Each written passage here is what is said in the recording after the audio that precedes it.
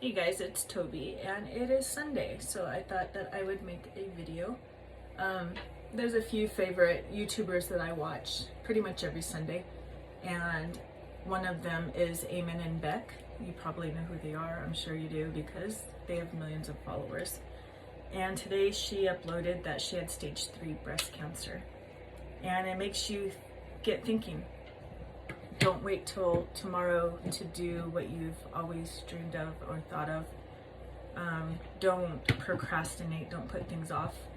And of course, tell your loved ones and your friends that you love them. So many people around me and online, just lately in the last few weeks, have had cancer, and that's completely scary. And Beck was one of those people that said that today, and you can just feel how scared she is through the screen. And she's helping a lot of people by uploading that video, so I decided that I would talk about my cancer scare that I had. And 2 years ago I did have a scare with a breast lump that I had found. Thank God it was benign, it was nothing to worry about. I've had breast reduction surgery, and so there was some scar tissue and something developed, and a lot of times I do have like a lot of it seems like my lymph nodes are swollen here, so that does scare me a lot. And I'm gonna go do another mammogram this week, but for now everything's cool. But when I was 26 years old, things were not so cool, and I had a dull pain in my lower left quadrant area, like towards your leg, and it was a dull pain. It was kind of like a headache that you can ignore, but it was still there. And we live up we're right in the middle of St. George and Las Vegas. So we can go to either place to go shopping or to go to doctors. And so I decided to go to St. George, and I got my pap smear, and they did a cervical ultrasound. And they told me everything was fine with the pap smear, that it was clear and it was good, and that in my ultrasound they told me they couldn't see my left ovary. Something was telling me there was something wrong still, and I still had that pain, and they couldn't figure out what it was, and basically kind of brushed me off like I was crazy or I was making up stuff. And I wasn't looking for pain medicine or anything. I could handle it with a little bit of Tylenol, and it wasn't a big deal.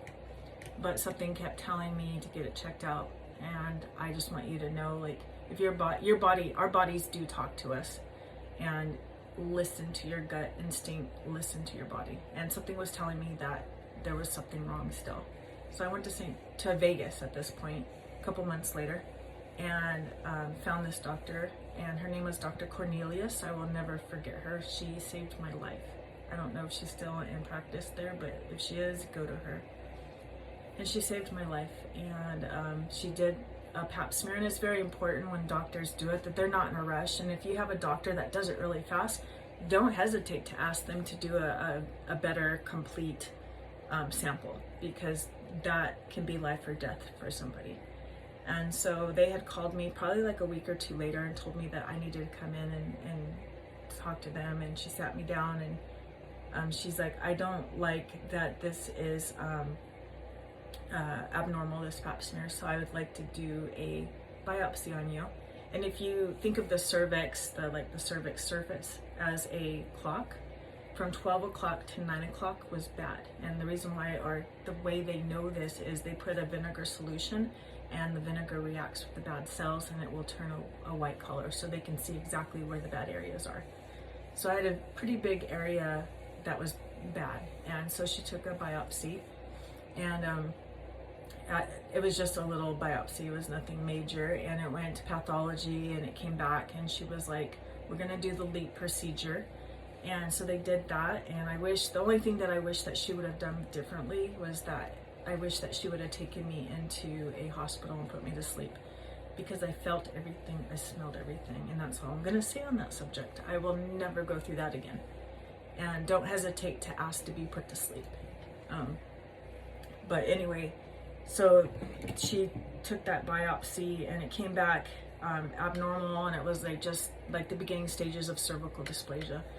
And she told me I want to do a deeper biopsy to make sure. And so they did the LEAP procedure, like I said, and they took out quite a large piece at this point, and it came back that it was the last stage of cervical dysplasia. It's been a long time, you guys, but it was the last stages of dysplasia before it goes into cancer. And so at this point, it had been 2 months since I had been up to St. George, and it had already progressed from just cervical dysplasia, and it was already going into cancer. So it was very aggressive, and it was growing fast. Thank God, when she did this biopsy, she did take a very good sample out, took out everything, and we had clean margins, thank God. Had I listened to those people up in St. George, I wouldn't be standing here talking to you right now. I'd be dead. And so this just goes to show that you can be young and you can get cancer, just like Beck. She's pretty young. I think she's late 20s, maybe early 30s at the most. I'm not sure on her age. I've been watching them for about 2 years now. And just goes to show, get checked out. She found her cancer by giving herself her breast exams in the shower, which is the best place to do it because your skin is wet and you've got soap. You can use soap and you can get a better feel. Get to know your breast, get to know your body, and check yourself out. So if you're young, get tested. Don't be afraid to, and don't think it can't happen to you, because more and more people I'm hearing these days are coming up with cancer, and it's scary. And right now, I know 3 people that have active cancers, and one of them is brain cancer, and that's my brother-in-law. My husband's having a hard time right now. And the other person is one of my really good friends, one of my clients actually. Started out as my client. I have a cleaning business, and I became good friends with her, and she's got liver cancer. And now Beck has this breast cancer, and I don't know Beck personally, but it's somebody that I watch all the time. And so of course you get this feeling that you know these people on YouTube, and they help us all out, because I'm pretty sure all of you watching me right now watch a lot of different people on YouTube. And I've always been hesitant to make more videos because I'm worried about what people think. And moving forward, I'm gonna start uploading a lot more because I don't care what people think. And I hope that something that I do or say will help somebody out there. I need to work on losing weight because I'm at a 32 BMI, which I'm not morbidly obese, but I'm definitely obese.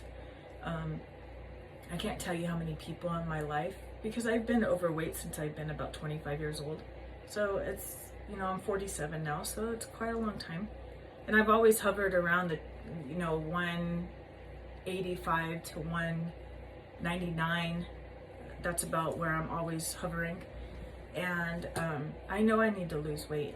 And I'm a type 1 diabetic, and I like sweet stuff, and I know that cancer loves sugar, and I'm not doing myself any favors by eating the way I do, and I'm gonna start holding myself accountable. And by doing that, I'm making this video so that all of you can hold me accountable.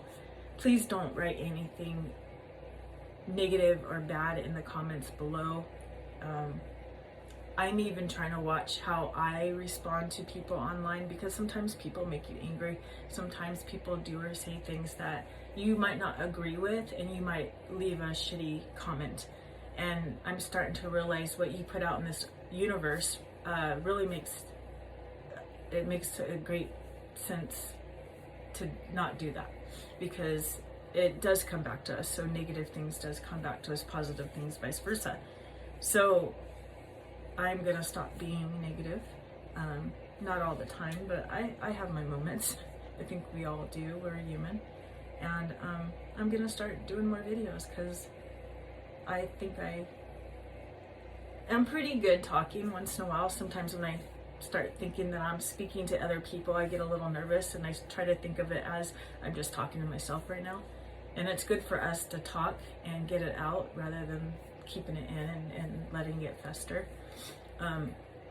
So yeah, I don't know. What do you guys think? What do you think I should do to lose weight other than eating right and exercising? I know that we all know how to lose weight at the end of the day. It's just making the right choices and holding ourselves accountable. It's not easy to lose weight.